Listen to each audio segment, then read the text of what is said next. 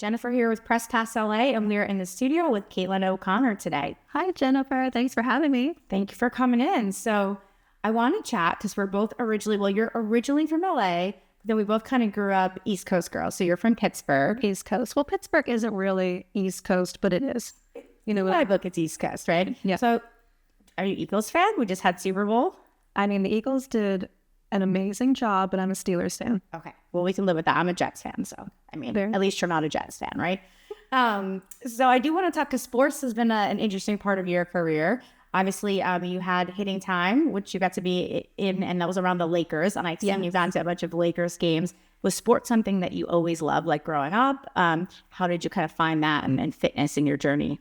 Well, growing up in Pittsburgh, everyone is a diehard Steelers fan. It's like a religion. So, you know, I really watched football growing up with my grandparents. And when I got to LA, I became a Lakers fan. And so Winning Time was right up my alley because I knew who Diane Cannon was. I knew who Jack Nicholson, Celebrity Row was really cool to me growing up. And then throughout my career, I worked in combat sports. So I did UFC Fight Pass, Bellator, boxing. I was a ring girl. I did commentary. Just went on all. I love it. Well, I mean, fitness is such an important part of like daily life, but also I think for hosting, for acting, I think it's really important too, because long hours on set, you have to have stamina. And then sometimes the roles call for it. I saw recently you were posting some work you were doing with green screen and combat. You want to tell us a little about that? Yes, I was doing archery. Okay, I'm going to preface everything. I hate working out. It's like the main favorite. I hate working out. That's it. Cardio, like I get red in the face before I get to cardio because I'm so mad that I have to do it. But it's just part of the job, and you have to stay in shape for your health. So, I've learned over the years to just get it done quickly, and an hour and a half a day, and it's over. But archery is really fun, and that was for a project I was working on. Stunts are really fun for me. And everybody on my dad's side of the family is in entertainment. And we have like a prolific stunt man named Tippy Toes in the industry. He's on my dad's side. Oh, very cool. It all kind of comes naturally to me, and dance came naturally. But, I hate working out. When you see me post videos, just know you secretly despise it. I knew I liked it. So what's like the hardest kind of stunt or physical challenge you've had to do on camera so far? Well, I did a video with Tony Surfman, who is an amazing martial artist, and we were filming it in Equinox, and I was rolling without a lot of padding. So the next day I could not walk. I was like all bruised up. My back was bruised. I was like, this is actually a really hard job. But stunts are no joke. I used to know the stunt guy who did Sopranos and what was that fire show that filmed in New York City? I can't even think of it now. But yeah, he did all the stunts like on the East Coast for quite a while too. And he would show me some movies and I'm like, this is hard, this is scary. People, a lot of work, don't give the stunt people enough credit, and the actors who do their own stunts enough credit. Oh yeah, it's a big thing. Well, speaking of. We won't stay in the things world, but I know you just signed something with Aloe, so I want to talk about that. What's it like working with them? Yes, Aloe's amazing. They had already been my favorite workout gear and brand to wear, so having this new brand partnership with them is amazing. And with Guess as well, they have amazing clothes. So those are my new brand partnerships. Guess now. I am wearing a gift from my boyfriend, Joe, Dolce & Gabbana. You can't go, Sandra McQueen. You can't go wrong with it. It was a gift from a boyfriend, right? That was last Valentine's Day. So congrats. I heard you guys just hit a year anniversary too. Yes, we did. So very awesome. I got to ask you then, I know you guys have been traveling a lot. You post a lot of travel, and I believe you went to the island for Deal or No Deal. What was that experience like? I went twice for both seasons to the Bankers private island with Joe and Bubbles. Bubbles came with us. I mean, she has a European passport. She goes everywhere. We're going to talk about Bubbles. Don't worry. She's more traveled than me. But the island was amazing. Seeing all the drama unfold in person. It's a crazy season. Season 1 was epic, but season 2, I mean, it's the real deal. Joe has such a great personality for it, because he at least, obviously not knowing him personally, but he just seems like such a fun, fun-loving guy who could kind of ease that tension. That, I mean, when you're competing, you know, you're on an island, you're competing for $1 million. I mean, things are going to get intense. I think, you know, tensions are going to rise and the pressure is going to be up, and you're away from your friends and family. So it's a really cool kind of special show right now. Joe is an amazing host, and he does a great job stirring the pot. But he's, you know, he's the banker's ally and he's the contestant's ally, and he's just there to watch it all unfold. And this year, I think the last briefcase was 13 million. Wow. Something similar to that. 12. That's life-changing money. Yeah. Mm-hmm. That's crazy. Well, game shows are fun. So you mentioned Bubbles. So I was going to get into Bubbles. I'm a big dog person. My dogs, I thought they were special. They get to go to like Griffith and Runyon. I met your dogs. They're very cute. Bubbles, I think he was at like the late night show, and I think he was at the Writers Guild Awards last week. So this dog is living the celebrity pooch Hollywood Paws dream. I mean, she's the luckiest dog in the world, I think. She was at Jimmy Fallon. She was in Ireland filming. She was in South Africa filming with Joe. She's been all over. So Bahamas. She likes to fly. Vegas, Aspen. She loves to fly. She goes straight to sleep. Does she like warm weather or cold weather better? I feel like she doesn't like the banker's private. It's too hot for her. The banker's private island. I call her a pancake. She gets very flat. She just likes to lay flat everywhere. But, you know, I think she had a good time in Santa Barbara recently. So I think maybe Santa Barbara is her favorite place. She likes all the smell. Nice. I mean, my dogs are Cali dogs, but I have taken them to the East Coast, and they got to be there once when there was a big snowstorm. And I found out that my dog Cody loves this. Ironically, he hates the water. Like, I take him to the beach here, he won't even go near it. And he gets scared. He like digs in and drags the sand. But the snow, he loves it. He was like obsessed with the snow. So cute. So travel. What about you? What was the favorite place you've been all over recently too. I've been seeing your Instagram. What's some of your favorite places to travel? Well, we just got back from Cape Town, South Africa, and we were there for quite some time. And I think it's one of my favorite cities. They have amazing gourmet food. I think they're one of the top 10 cities in the world for good food. And we were by the beach, so every day looking out at the ocean. I hear it's beautiful. I have not been there. It's on my bucket list to get there. You have to do it. And the dollar goes a long way. That's always a help, right? So it did, if you win some of that Banker's Island money, you can go as much as you want. I wish I could. So tell us what's coming up next for you. I know you've got a lot of projects in the works, and I believe you're also producing a hip hop documentary, which I definitely want to talk about. So let us know. You're almost on the right track. I got into producing, and there is hip hop at the music festival that the script is centered on. So okay. We're in pre-production on a movie about a music festival that we all know and love. Okay. And it's a musical. So I haven't done a musical. I haven't produced a musical anything. I can't sing, but I will be behind the camera making everything happen. So you're basing on this one. Yes. God, I was just going to ask, do you sing? Because I know you dance, and I know you're multi-talented. You dance, you host, you model. I'm like, when does she not die?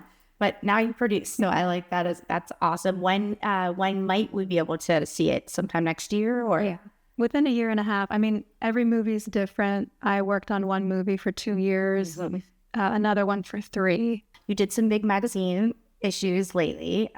Obviously you've been modeling a long time. You've been part of Maxim, but tell us about those new shoots. You had some covers. Congratulations. Yes. My modeling career has been really fun the last year. I've done a few big jobs that I was really excited for, but I have always read Basic magazine. I think that they're really artistic and their shoots are really creative. And I reached out to them and they were like, we'd love to shoot with you.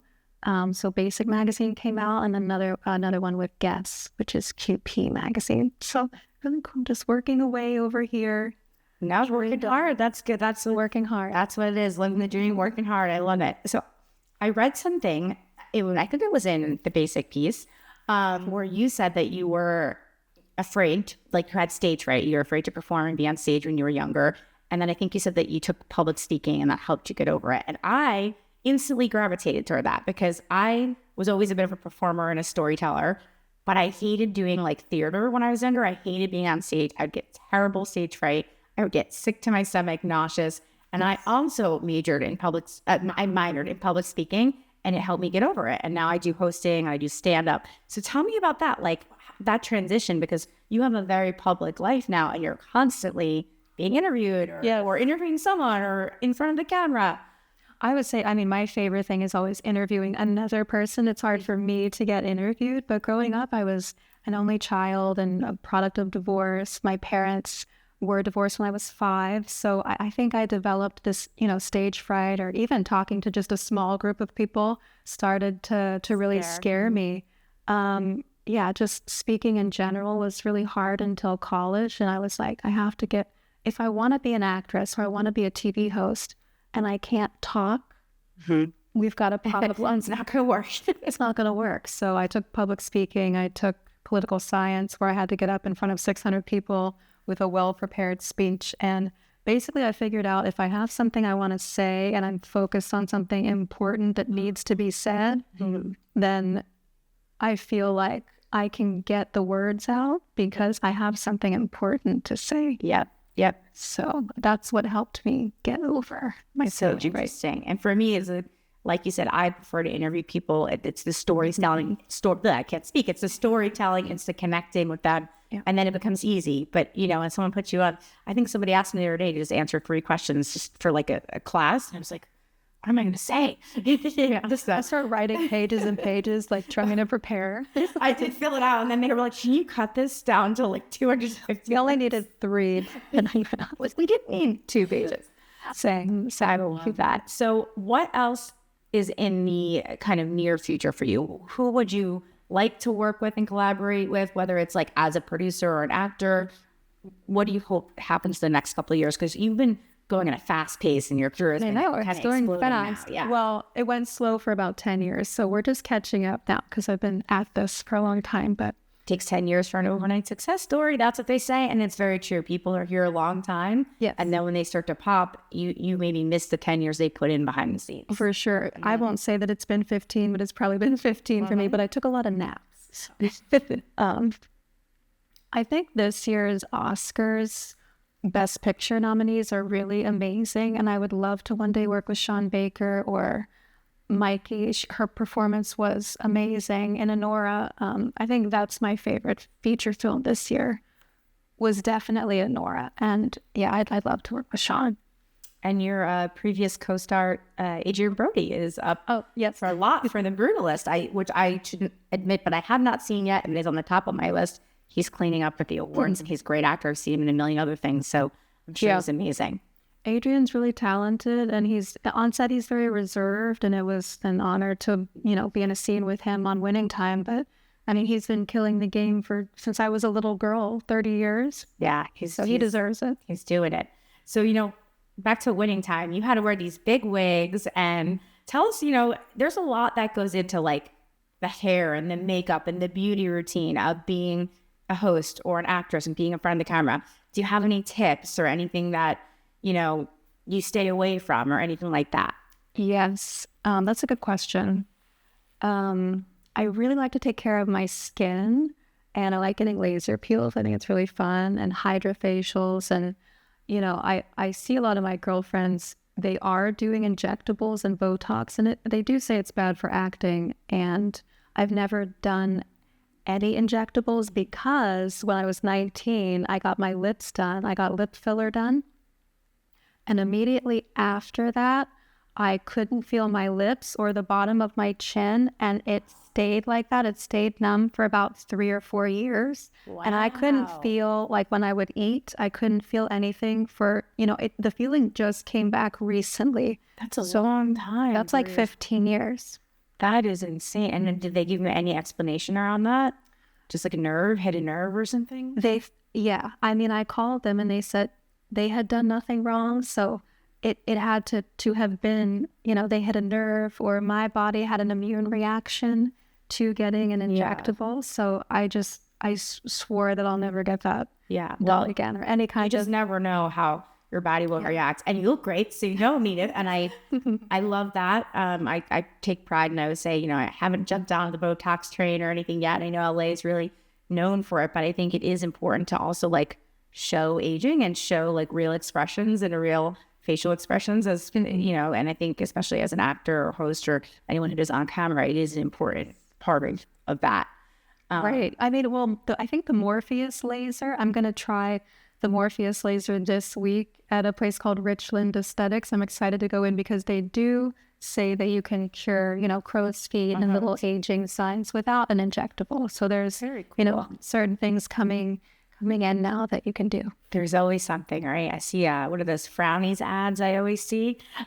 Oh, that's funny. You will see me occasionally sleep with tape on my forehead because I squint when I dream. So I sleep with tape on my forehead. I love it. I love it. Well, I know. how about advice to other people who are like, hey, you know, maybe they're just coming here. They want to get in the industry. They want to be an actress. They want to host. What advice do you have? Because you even said, like, you know, sure, people are starting to know who I am now and I'm getting all these great opportunities, but I've been here. I've worked in it. I've taken a nap or whatever. I think we all have to like take a step back every once in a while because it can be a very, you know, burn and grind in this city. What advice do you have? It's easy to get burnt out in any big city, New York, LA, Miami. But if you're coming to Los Angeles to work in entertainment, you really have to know your skill set and study your craft, whatever that may be, hosting, acting, writing, whatever it is. And yeah, not get burnt out, take a lot of naps, and really prioritize friendships and not burning bridges and staying humble, which is really important, and just knowing your place and, hey, being on time, which I was 15 minutes late today, but you have to be on time. That's like, you know, 30% of it. That's okay. And that, yeah, I agree. I think being a good person is a big part of it. And so in terms of like, you know, advice, if someone's coming to LA, you've been in LA a while, what are some of your favorite, like, what are your favorite places to eat or your favorite hot spots to, you know, go for a hike, or what do you love about the city? Well, I've never lived in Venice. This is the first time I'm living in Venice, and they have amazing restaurants there. They have American Beauty and Flake Coffee in the morning. We go to Flake in the morning, and Bluestone Lane Coffee is also really good. Cafe Gratitude. I'm more of like a lunch person, but if I go out at night, on Sunset in Hollywood, there's a place called Members. It's a Moroccan-inspired. I've been there. It's fun. Yeah, it's fun. Beautiful. It's really I think cool. that's my favorite place right now. It feels like you're in a different, like literally in a different world. It feels like you're in Burning Man. It's very cool. So you live by the beach then in Venice, which is great. You know, LA's had a tough time recently. You know, any thoughts to people out there who are, you know, wondering if the industry can make a comeback, wondering what the city's going to do? Any thoughts on that? You know, I hope that productions come back to Los Angeles. I hope they, you know, give us a great incentive to film here again, because everything has moved to, you know, I'm looking into budgets in New Mexico and South Africa, and South Africa gives a 35% rebate, and Atlanta. There's so many places that are huge competitors for LA, so I hope that they bring back and make it affordable for a production to stay here. Yeah, I mean, the nice thing is that the industry has spread out, right? And so not everyone has to live in LA. They can, like you said, they can work in Atlanta or any of these other hubs, which is great. But it is nice to see stuff come back to LA, you know? And obviously there's a lot of studios here still, but there's a lot of production that hasn't been here in recent years. So, you know, we interviewed someone this morning who said, you know, I moved from Australia to LA to get to work in America, but now I'm filming my show back in Australia.